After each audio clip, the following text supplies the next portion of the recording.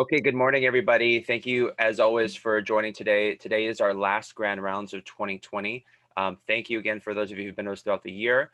And I just want to say, as you're joining in, our Department of Medicine will continue to make sure we're communicating to you throughout the holiday break, despite us being on break from grand rounds. So we will keep communicating to you guys. So please stay tuned, particularly via email. And if there's anything else or any other way we can be communicating to you, please let us know.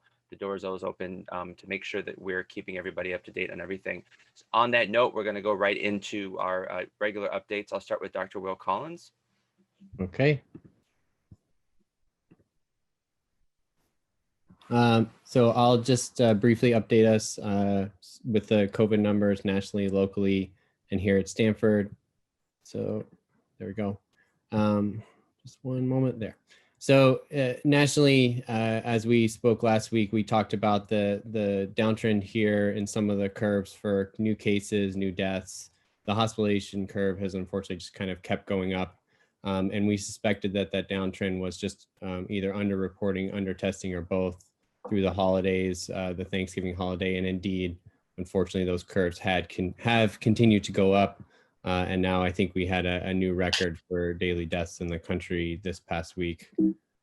And in the Bay Area too, this is showing hospitalized patients with COVID-19 per 100,000. You can see, unfortunately, the trend again continues to go up without any real sign of slowing down, at least at this point. Another thing that's come up a fair bit in the media this week is ICU bed availability. So just as context, the state of California, there's 5 regions. We're in the Bay Area region. And if you fall below 15% ICU bed availability, there's a regional stay-at-home order, which has already gone into effect for the 2 southern regions. You can see their percentages here. As context, as of yesterday, the Bay Area's ICU bed availability was 24.5%. The actual state of California was actually only at 13.3%, and Santa Clara County was at 12.6%, but a number of the other Bay Area counties are higher, hence our higher percentage as a region. For Stanford, this is again showing new positive cases by week and hospitalized cases by week. As you can see, we've had a trend up in the last several weeks, similar or perhaps even surpassing our prior peak in July and August. I put the gray box here basically to show that we think this most recent week that looks a lot lower is probably just underreporting. We don't have all the data yet, probably due to the Thanksgiving holiday. And when you look at census, this drives it home that probably is a low bar, because you can see pretty clearly that our census has climbed pretty rapidly in the last week or two. This is showing both for the floor and for the ICU. And our current census as of last night was 49 in the hospital, with 12 in the ICU and 3 in the ED. Demographics, as before, percentages have basically stayed the same, but the numbers, again, continue to climb. You can see, for instance, the ICU, percent needing ICU care at any point in their stay is around 22%. The percent death rate is still at 6%. And then we have a pretty disproportionate number of patients identifying as Hispanic or Latinx. So thanks again to everyone who helps with these numbers. I'm going to stop sharing since I think we have a number of other announcements. Great. Thanks so much, Dr. Collins. We'll go straight to Dr. Megan Mahoney. Dr. Mahoney, thank you so much. Chief of Staff is going to update more on COVID, particularly outpatient. And I have your slides here. I'll start sharing. Thank you, Errol. And I want to thank all of the leaders for providing these updates from the court meeting yesterday. That's cute. As Will mentioned, the Bay Area hospitalization rate and the Santa Clara County specifically is the highest it's been since the beginning of the pandemic. SHC leadership has been very involved in coordination of care of the surge patients across the county. For the inpatient census, as Will mentioned, it's been increasing, 51 today, with a high census overall. And there is surge planning that is very active, led by NERA and many of the leaders on this call.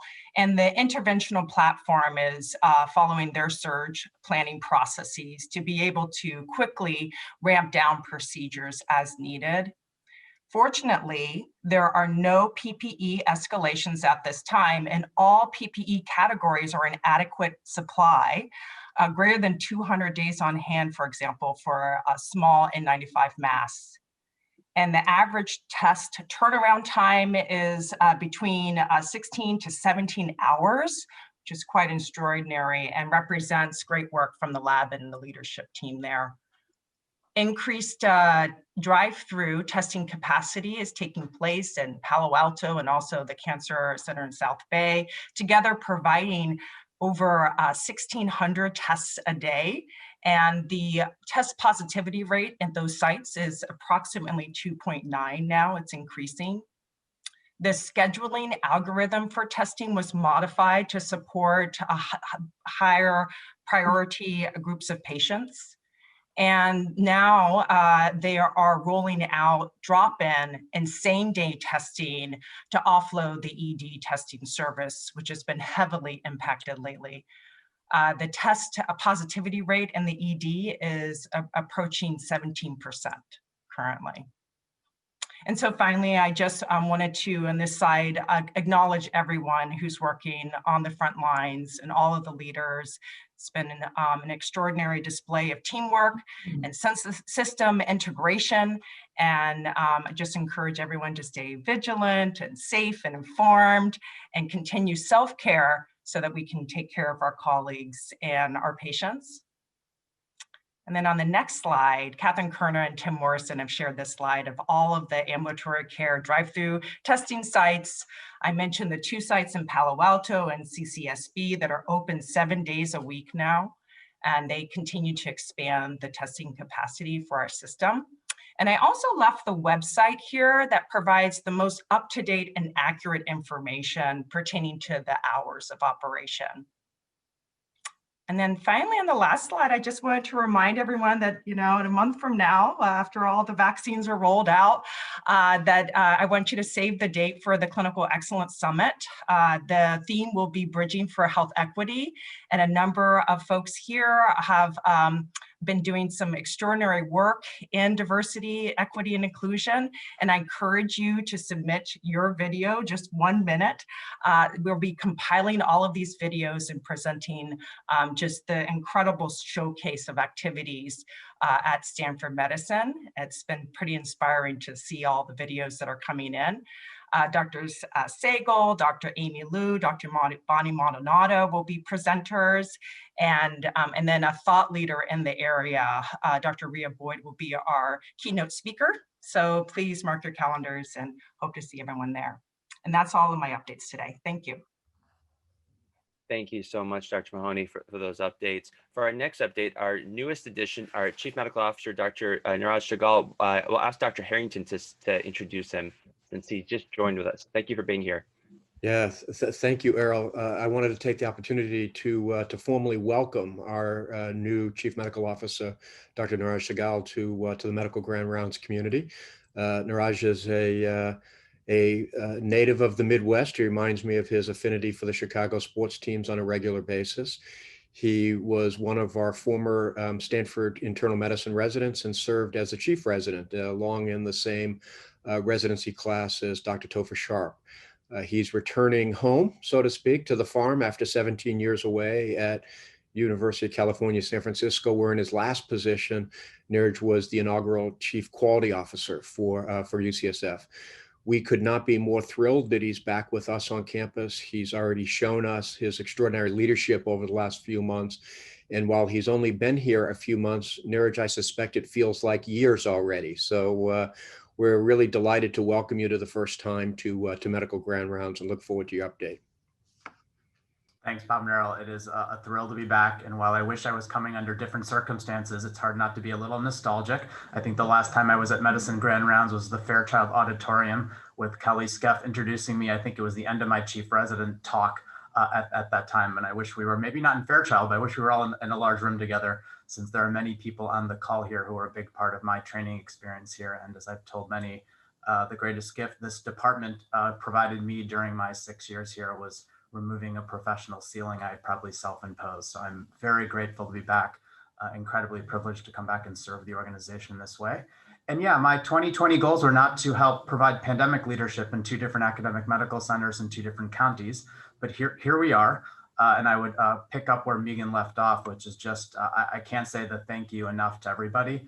Amongst the many silver linings for me personally, the last 3 or 4 weeks as the surge has grown, it's given me a very rapid opportunity to deeply build relationships more quickly, as well as just understand the amazing, amazing people and community here. And so I just want to acknowledge and thank everybody who've been a big part of that. While I'm giving a vaccine update, there are also, of course, the entire member of the Division of Infectious Disease faculty who are far more equipped to talk about this than me. And so most of what I'm going to do is try to channel the efforts of the team. There's one other message I do want to convey that's a link to the numbers that are shared. And I think this reflects how different this is now than where we were in the spring. People remember in the spring, a lot of our surge planning was because we were also very concerned about PPE and testing. We are in a place now, we're not worried about PPE and testing. What we're worried about is actually hospitalizations and overload across the country in every place. And for those of you that have friends and colleagues in some of the community hospitals that normally run at 40 and 50% capacity, they don't have the size, the scale, or the resources we are fortunate to have. And so I want us to keep messaging how much right now is our moment to actually help serve the community. And so while we look at our COVID numbers, about 25% of those are patients we are accepting and helping our community hospitals to care for. And we're trying to more actively take care of other patients that are non-COVID who we also can help care for, while many of those hospitals are feeling even more overwhelmed than I know many of us are feeling here with our current census numbers. So I just wanted to assure folks that the other part that should make everyone proud as a member of the Stanford Department of Medicine is that on the county call yesterday, it was essentially a reunion of Stanford Medicine internal medicine graduates, since Drs. Cody, Kamal, Tong, and myself all have linkages to the residency program. So we did have some nostalgia talk in addition to county talk that should make all of you proud, since many of you were part of our upbringing here.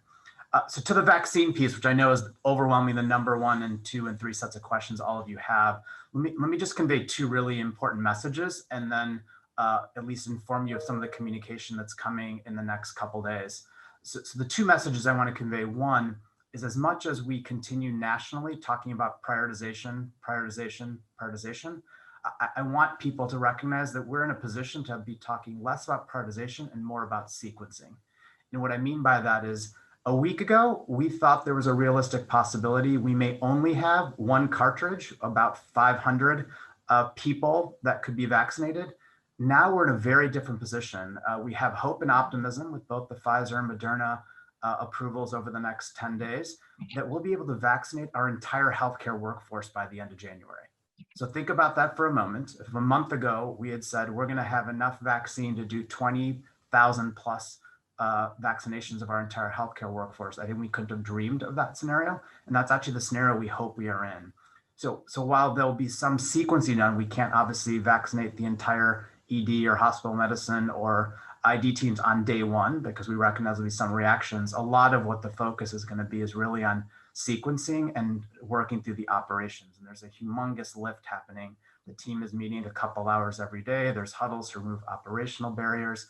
The first week will probably be a total of about 1,000 to 1,500 vaccines, but by week 2 and 3, we're shooting for 1,000 to 1,200 vaccines a day. And so this is the sequencing approach that we want to really focus on over the next 6 or 8 weeks. There is an FAQ that many of the ID faculty have helped contribute to and draft that will be going out later today in the Stanford Medicine Pulse. There'll be some additional information shared on a Stanford Medicine Town Hall on Thursday. And then next week, there'll be a special town hall probably focused on vaccine, since we recognize there'll be a ton of questions.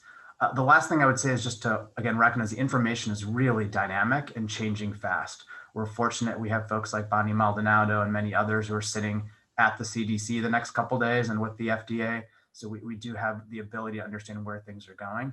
But the information is changing fast, but we want to try to get some of that communication out today and tomorrow, recognizing many of you are going to have a lot of questions that we'll continue to try to do our best to answer and get those talking points out in different ways.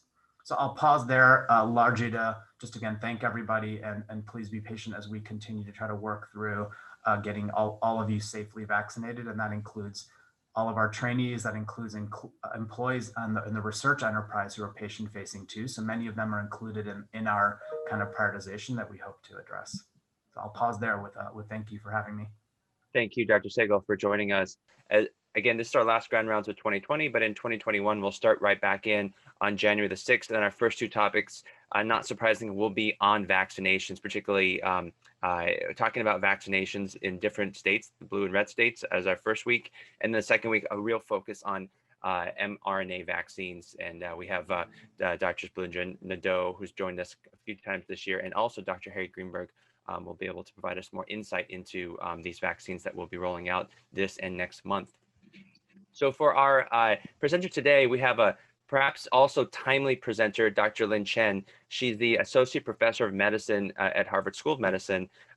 After getting her residency program in Beth Israel Deaconess and then doing a fellowship at Yale, really for many years, since 2001, I can see on her records that she's been involved with travel medicine in so many different ways. In 2001, she's been the director of travel medicine at Mount Auburn Hospital in Cambridge.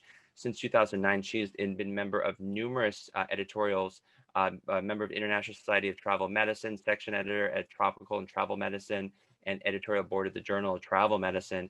And she currently is the president of the International Society of Travel Medicine. So Dr. Lynn, thank you so much for joining us. And we were talking earlier, I'm sure a lot of what you've been talking about is making sure people aren't traveling right now, but we really love you joining us and sharing with us really traveling during this time and helping us understand from an academic standpoint, what are the risks and just learning more about it. So Dr. Lynn, thank you so much for being with us today. I'm gonna stop sharing my screen here so you can start sharing your slides. And again, we appreciate you joining us. Thank you for the opportunity to present the travel medicine perspective during this challenging time. Can you see my presentation here? Perfect. Okay, so let me just put it into slideshow. Great. And thanks again for joining with us today. And slide, okay. Is that good? Perfect. Quick disclosures. And so first, I'd like to introduce the International Society of Travel Medicine to you because you may perhaps not everybody is familiar with this society. As people started traveling more and journey further from their homes in the past century, concern was raised about the health problems of travelers and importation of infectious diseases. So a notable early master of travel epidemiology was Bang Keen, who is quite well known. He studied intestinal protozoa of American travelers returning from Europe. He studied diarrhea in travelers to Mexico. And there were other studies published on, for example, on illness among Americans returning from international travel in the early 70s. There were studies on viral hepatitis in American missionaries abroad. So all these studies brought attention to the health needs of travelers. In 1982, the World Health Organization published on travel and health, recognizing the importance of this issue.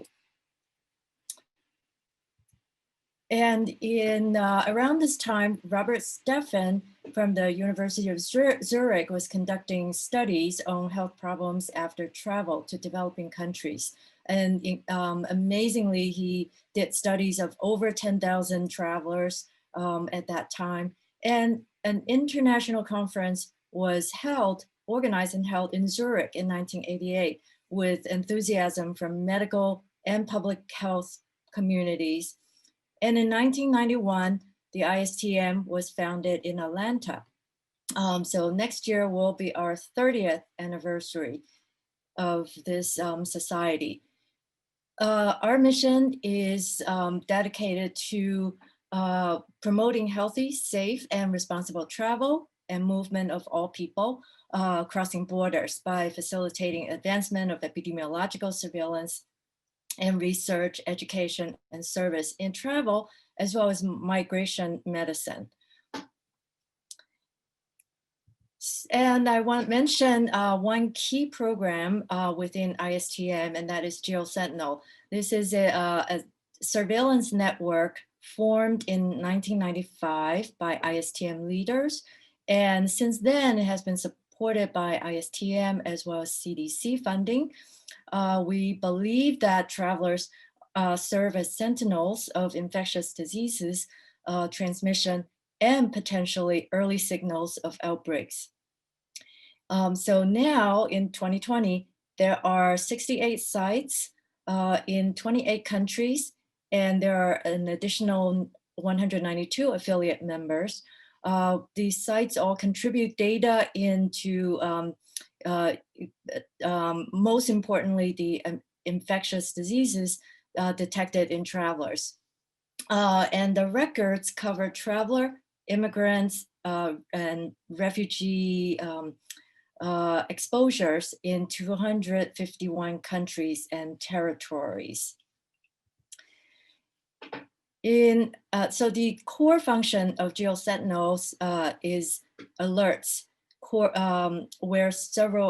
but in addition to the core function of alerts, which are listed on this page, there are several research projects, including novel pathogen discovery on fever of unknown origin in travelers, biomarkers on malaria, long-term impact of chikungunya, dengue, Zika, and falciparum malaria in travelers.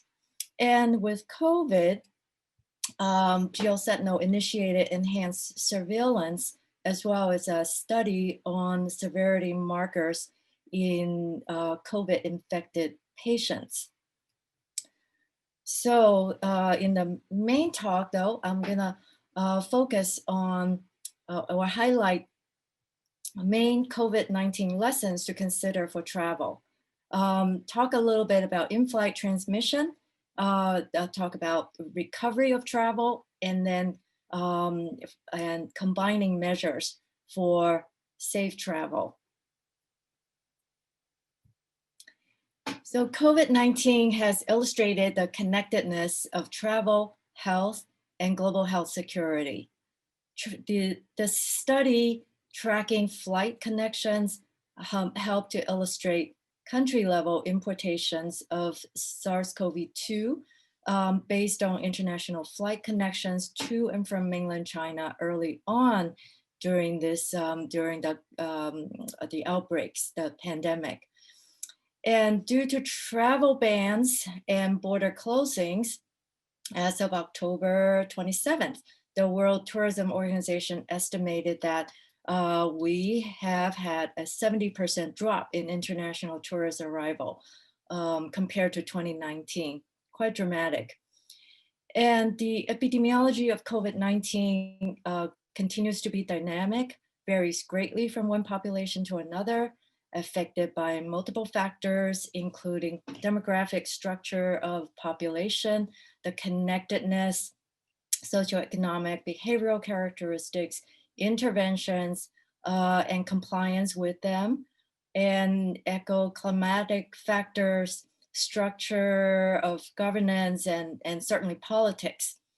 So these changes make it hard to predict transmission risk at a future time, and thus it's been very challenging for everybody to plan travel.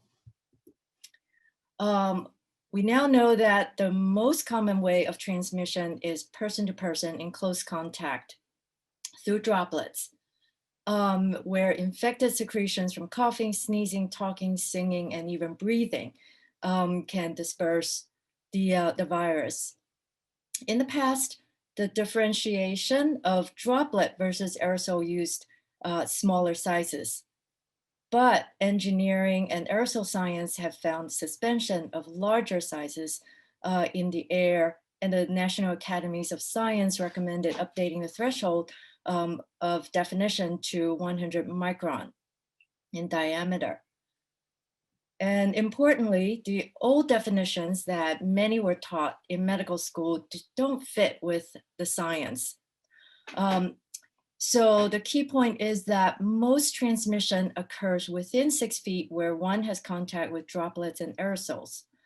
But because the virus can also remain suspended in aerosols that can float more than 6 feet away.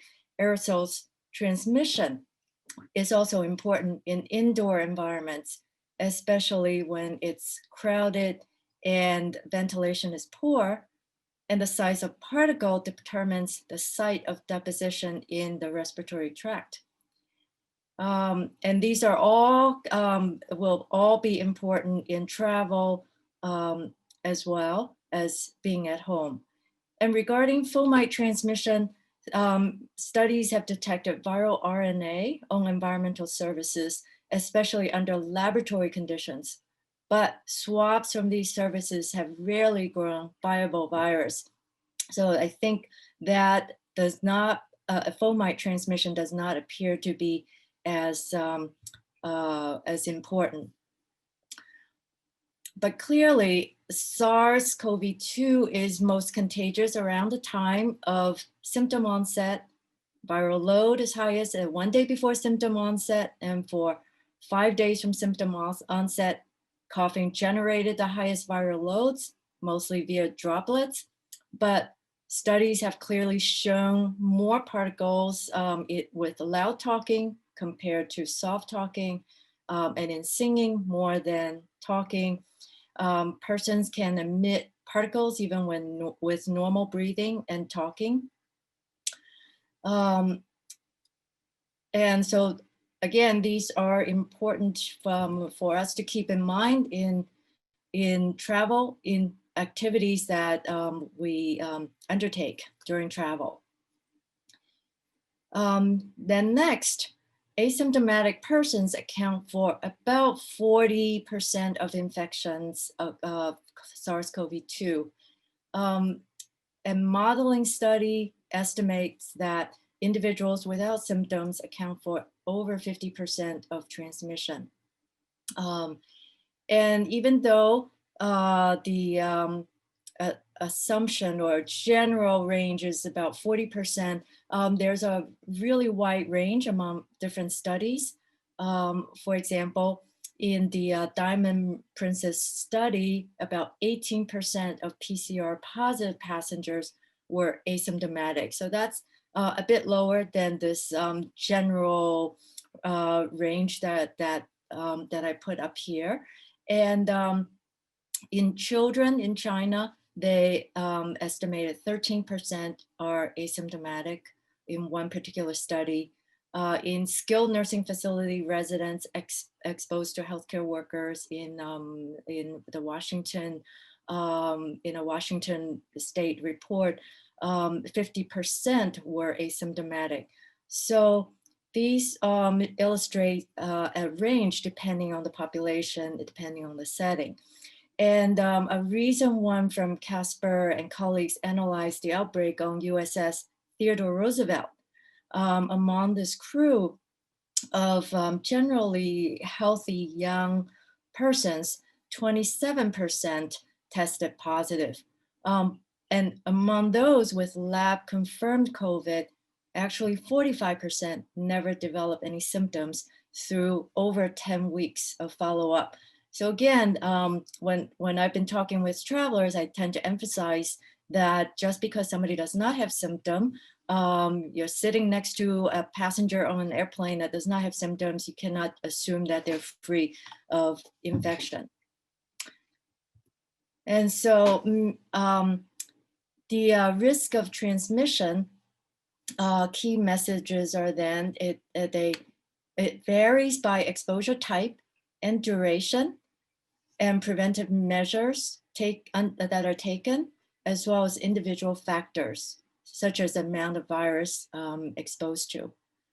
Then secondary infections are most common in households, congregate settings without using PPE, and also in closed settings as in cruise ships. Many clusters that were reported after social or work gatherings in close groups in non-household contact. And about 10 to 20% of individuals are responsible for about 80% of transmission.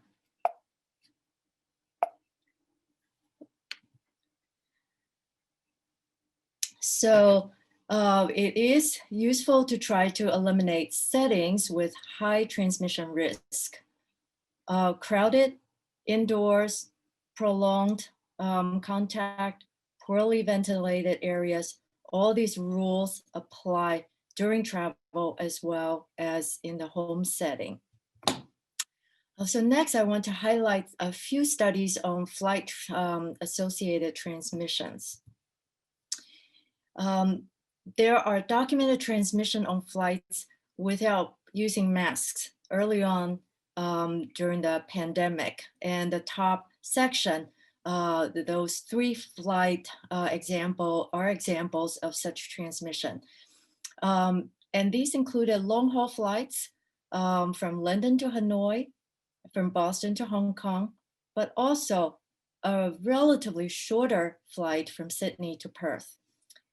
And then on the other hand, there are several flights with strict masking that have been associated with fewer documented transmission.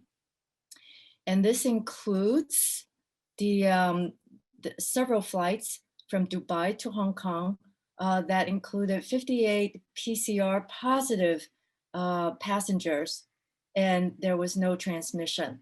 And then one flight from Pakistan via Dubai to Hong Kong with 27 PCR positives and 2 likely transmission. And so there are some issues with all these descriptions, and that's because it is hard to prove that the infection was a result of in-flight contact, because the travel process involves so much more than the flight. The airport, the pre-boarding area, the disembarking process, passport control, public transportation, from to the airport and from the airport. So there are these additional segments to consider. And there are some concerns in that air exchanges on modern airplanes are high. It's about something like 30 per, well, it's very high, but the system is not always on to circulate the air. For example, as some flights may not have had the engine on and ventilation on as people are boarding or disembarking. And even on flights with required masking, passengers remove masks to drink, to eat, and may be walking up and down the aisle to use the lavatory. So these are potential scenarios where contact may occur. And they're hard to account for in a lot of these studies. So there are reports of flights with infected passengers on board, yet no transmission occurred. There are also reports of single transmissions on various flights, but the evidence has been weak. So we need more data on flights with proven cases. We need systematic testing and research on masked flights. And finally, genome sequencing is tremendously helpful to establish the association of the clades and the strains and the relatedness between passengers, between potential index cases and suspected exposed persons. Then there's an interesting study that perhaps you have heard about, generated lots of media interest. And this was a Transcom experiment using simulations this past summer to see how the virus spread and an aerosol to nearby seats on Boeing airframes. And they used mannequins, they used mannequins expelling fluorescent particles. And so these are fluorescent aerosol tracers, they were called. And many assumptions were made by the investigators in that they used a normal quiet breathing pattern. They assumed a production of 4,000 infectious virus particles per hour. and that an infectious dose for humans is 1,000 variants. But these are not confirmed. There has been much concern about these assumptions because the infectious dose for the production of infectious virus might actually be far higher than what was assumed. And so the filters and the ventilation systems work on modern airplanes with 30 exchanges per hour. What we don't know is, again, the human behavior before, during, after the flight, and also whether they are moving up and down the aisle, the eating, drinking patterns. And so many believe that this study perhaps underestimated the potential risk of exposure.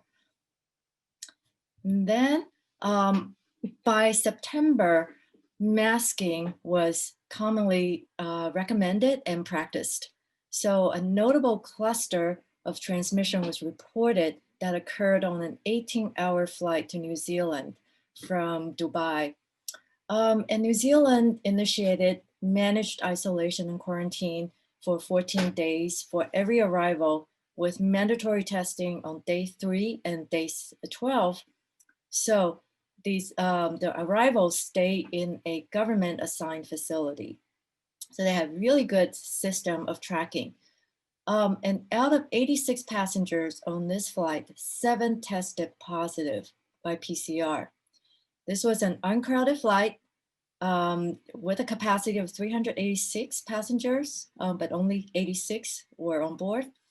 The index cases were assumed to be, considered to be from Switzerland, and other cases identified sat within 2 rows of these index cases in this particular row. And 5 out of 7 used masks and gloves in flight. 5 out of 7 had negative pre-flight testing, interestingly. And there were 3 PCR positives on quarantine day 3, despite the pre-departure testing being negative. So that is a bit of concern. In the this study, they did do genome sequencing. And so the viruses had identical genome sequences except for 1 mutation in 1 case. And so this is an important illustration and I would say pretty well documented in-flight transmission. It's not that it happens all the time, but it is possible. So we have to continue to wear masks. Still important to emphasize the masking, hand washing, cleaning, disinfecting, and the social distancing. Avoid crowded indoors, avoid large in-person meetings, avoid poorly ventilated spaces. So we all hope we can travel again. I hope. When will travel resume the pre-COVID volume, and when will it be safe? We've been thinking about these. It's really impossible to predict. Some past recovery periods from major hits to travel include 9/11 attack, the SARS in 2003, and the global economic crisis, which ranged from 11 to 19 months, as illustrated on this graph. And among these, SARS-CoV in 2002-2003 lasted 8 months, and global travel volume took 11 months to recover. But I think with the current situation, we have a pandemic plus economic impact. So again, hard to predict there were some regional differences in recovery. And for example, travel in Asia took longer, took 14 months to recover compared to the global average of 11 months. In the Americas, we took 42 months for recovery of travel. And for Europe, after the global economic crisis, it took 29 months. What we see is that travel is such an integral part of our lives and our well-being, and likely people will be keen to travel again when COVID comes under control. So in 2020, we hope that the importance of travel medicine has become more widely recognized, and in the future, maybe this will motivate travelers to seek pre-travel preparation. Now, safer travel with a continued threat of COVID-19 will require a combination of multiple measures, including those non-pharmacological interventions. But vaccines and testing are hopeful game changers. And there are many vaccines arriving soon, many different types of tests. But we also need drugs for treatment, for pre and post exposure prophylaxis, and and also disease markers to easily identify risk for severe critical disease. And with these, travelers can be more at ease in resuming their journeys, resuming their travel. Among the vaccines, as you all know, the mRNAs coming, adenovirus vector are arriving soon. The mRNA vaccines have not yet been proven to eradicate infection. So how will that impact travel? We'd have to think about that a bit further. The adenovirus, there's a little bit of data looking at whether they interrupt transmission, and that would be the ideal. But I think for travelers, as far as travelers go, not becoming severely sick in their journey is one important goal. Not becoming sick and be stuck somewhere is an important goal. So, and certainly if there's a vaccine that will interrupt transmission, that means the traveler will not be able to carry it with them to another destination. That would be the ideal. And infection dynamics do affect the recommended tests and timing for travel. So in this next section, I want to talk about the testing and quarantine.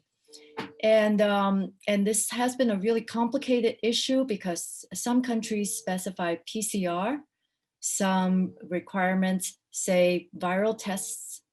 So the viral test recommendation means the nucleic acid amplification tests and antigen tests may all be acceptable. And that appears to be the CDC language. So up until now, most requirements and recommendations at destinations have been a 14-day quarantine for travelers, for arriving travelers internationally. There have been several models developed to assess the combination of test plus quarantine in detecting and controlling COVID infections.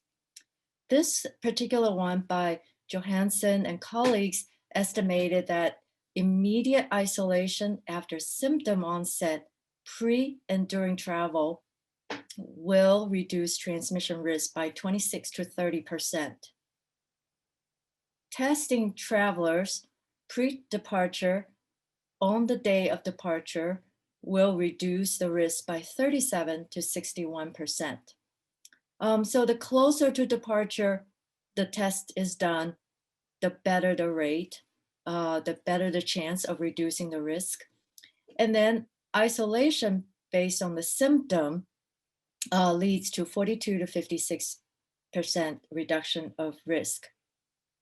Now, using quarantine for 14 days after arrival alone will reduce the risk of COVID in the person or transmission to the destination by 97 to 100%. And then quarantine for 7 days plus symptom monitoring plus testing on day 3 or 4 after arrival at destination will reduce the risk by 95 to 99%. So that strategy appears to be very promising. And illustrated here, this is something that that Robert Stephan and I put together, is a strategy of serial testing that might be able to help us to assure safe travel, and that is to do the viral testing within 48 to 72 hours of departure. Some of that will depend on how quickly the turnaround is for the test. And then at the destination, there are still various requirements. So for many countries, it's still 14 days mandatory quarantine, but some may drop down to the 7-day self-quarantine plus a test. And in fact, Europe appears to be moving towards this strategy as well.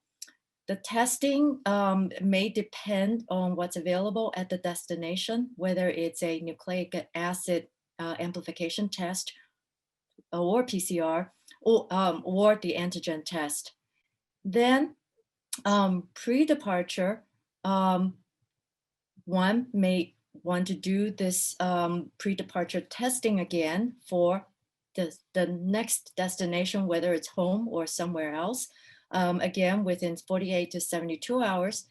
And then post-trip, the CDC's recommendation is to do the 7-day stay home or self-quarantine plus testing on day 3 to 5.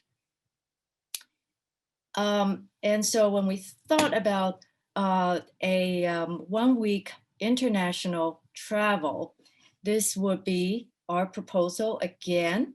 The enhanced monitoring recommended by the CDC is actually 2 weeks. And then this red segment is the trip itself, and return is in this last segment. We propose that the testing could be done during these blue bar periods with viral tests per CDC recommendation. And so this may consolidate the planning if eventually. And so this is at a very early stage. We await further discussions. And one thing to remember is that testing regulations change. So the traveler must recheck frequently. This is a new testing regulation for entry into China issued November 6th. So you have to have negative COVID-19 nucleic acid tests plus IgM antibody test result from specimen taken within 2 days prior to departure to China using pre-approved laboratory. And you've got to email this to be certified by designated Chinese embassy. You've got to print print receipt stamped certified health declaration prior to departure to China. So it's quite complicated. Documentation, we hope, will eventually be more uniform. Some of you may be familiar with the International Certificate of Vaccination or Prophylaxis, what we call yellow card for yellow fever vaccine. We use it for meningococcal vaccine and polio vaccine, where various international health authorities have requirements. The CDC issues one that is the same format as WHO. And the WHO International Health Regulations team is discussing documentation of the appropriate vaccination or test results.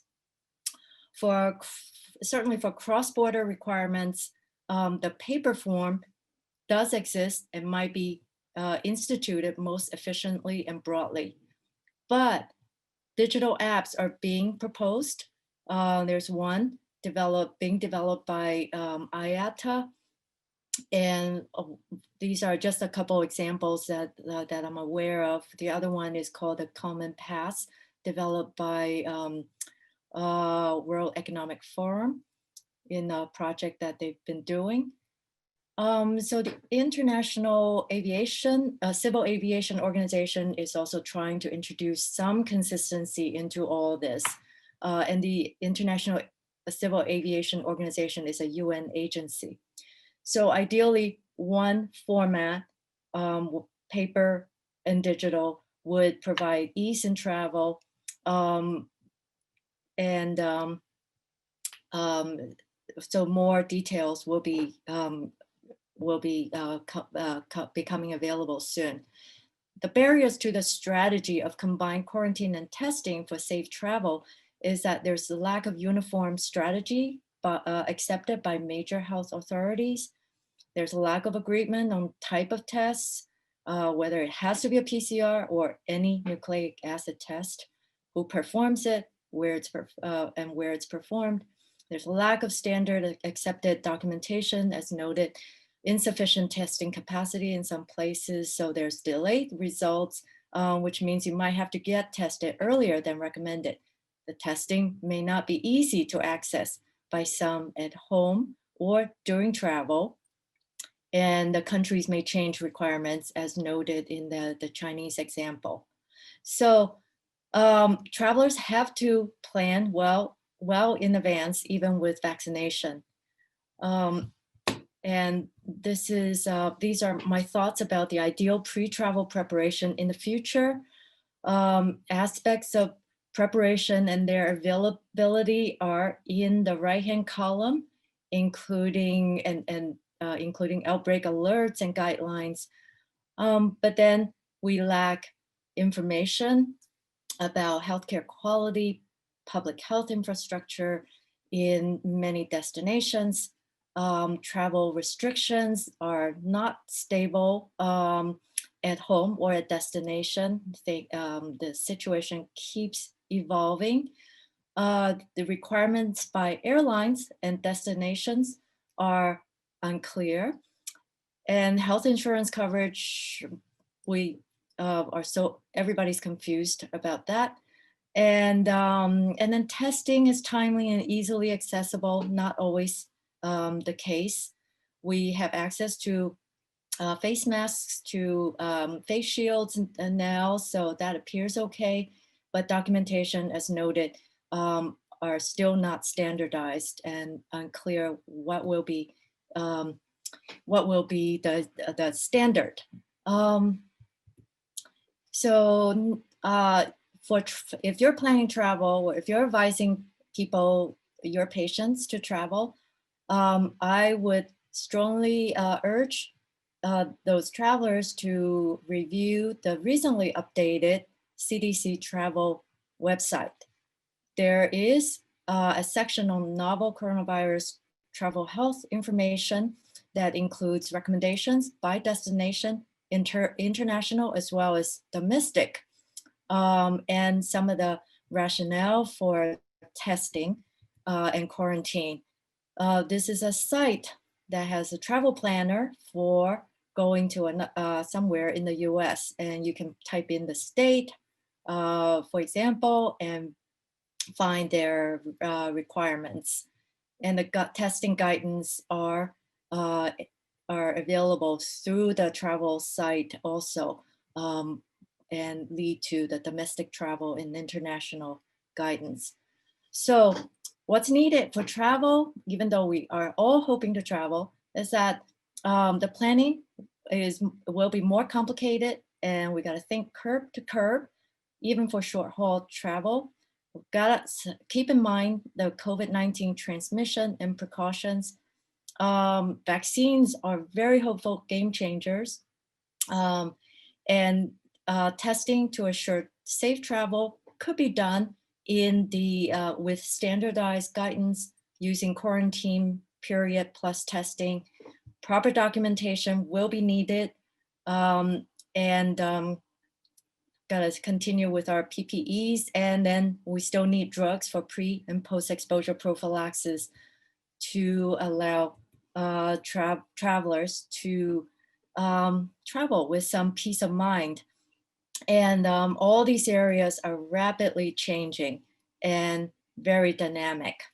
And finally, I want to thank Michelle Berry, who is has been a longtime mentor of mine, and also Mary Wilson. My email is there if you have questions, and I'm happy to take questions. And also a little note about our virtual conference next May.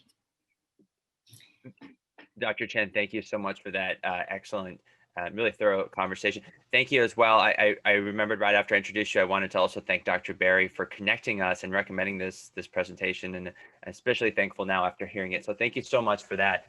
And I apologize, we took a little bit extra time today with the update, so we're already at 9 o'clock, but if I could just take a couple minutes to answer, there's a number of questions popping up, and the ones we don't get to, I'll email it to you. If you'd like to answer, we send a follow-up email to the group right after so we can answer those in that way as well. But one good question, Dr. Marin from our department, he asked a good question. With the normalization of Zoom meetings, do you anticipate resumption of business travel to return to baseline as quickly as personal tourism travel? That's been a big question throughout the year. Right. That is so hard to predict. And I think with Zoom meetings and other teleconferencing platforms, I think people will rethink business travel. And there are some that can be conducted via the teleconference platforms, but I think there's definitely value in person-to-person contact. And I am certain that will return. Is it going to return to the pre-COVID baseline? That's the part that's unclear. Gotcha. And I just maybe one or two more questions, and I won't hold you too much longer. Dr. Siegel asks, please comment on the possibility of pre-travel use of antivirals, monoclonal antibodies in conjunction with vaccination. You touched on that a little bit. Yes. So I think the monoclonal antibodies have been have received EUA for early mild cases of COVID. And so I think there is potential role. I think we need clinical trials on that. And if that becomes possible, it certainly would be a welcome additional measure for the very high risk travelers. Gotcha. Thank you. And maybe one more question here from Julian Twiggs. A question actually was wondering as well, what are the effects of uniform strategy across the world in dealing with travelers? Is a uniform strategy needed to combat when the vaccine's around the corner? I was kind of getting at, countries will be getting vaccines sooner than others. What are the effects of that? And what thoughts do you have to mitigate the... So that's a big complex issue, and the WHO, where the member states participate in, they will collectively decide, and the international health regulations will very likely apply that regulation to COVID. And the question is, to what extent will it be specific types of vaccines would be required? Will it be all those WHO approved vaccines will be required? One of the WHO recommended vaccines will be required, and with documentation. So like, I imagine the process may be similar to yellow fever, which is a worldwide strategy, and some countries require it, some countries recommend it. And so with COVID, it will probably be a worldwide phenomenon that will need to be developed. And so IHR is definitely, their team is definitely looking at that. Great. Thank you, Dr. Chen. And again, thank you so much for joining us. I want to thank all our panelists for being with us today and really throughout the year. As again, we end Grand Rounds today for the year, and we'll start back up next year. And before we close everything, I just want to turn it over to Dr. Harrington to close this out overall. Great. Thank you, Errol. And certainly, Errol, thank you for your leadership and all the communication activities over these last 9 months. Dr. Chen, I want to thank you. That was really timely and really informative. And our community, I'm sure, appreciates your expertise and the information you shared with us. So thank you very much for taking time from a busy schedule to be with us this morning. On behalf of the entire Department of Medicine, I want to wish my colleagues who are listening in to Medical Grand Rounds a safe and healthy holiday. This has been a tough year, and we all know that. We still have some tough weeks ahead of us, despite the optimism of vaccinations, which are looming. So I would just ask you to follow the suggestion from Stanford Medicine, which is be safe, be smart, and be kind. Errol and I will work together to make sure that appropriate information is being delivered over the course of the holiday break. We are here to provide information, and if need be, we'll schedule town halls, et cetera, during the break to be able to share any information that we really think needs to be shared with the Department of Medicine community and extending beyond that. So again, thank you all for joining us. We will see you formally in January. I suspect we'll see many of you long before January. So again, be safe, be smart, be kind. Thanks a lot. Thank you, Errol. Thank you. Bye-bye.